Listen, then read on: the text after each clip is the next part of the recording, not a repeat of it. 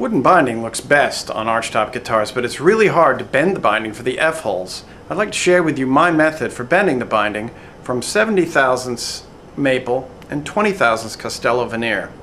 This makes the guitar look all together. You don't have to use plastic binding to do those sharp curves.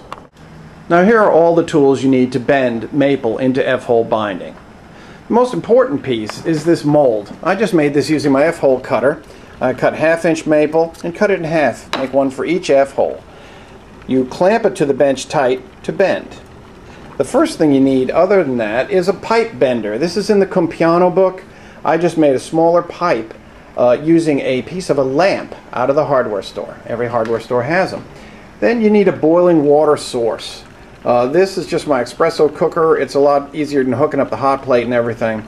And for maple, I've found that bending 90 thousandths maple, standard binding width, just cracks too much. So I put it on the drum center and I get everything down to 70 thousandths.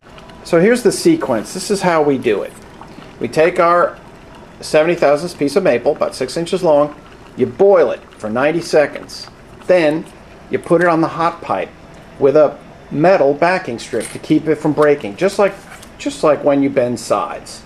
You bend the circle at the end of the binding, take it off the pipe, and put it into this mold right here.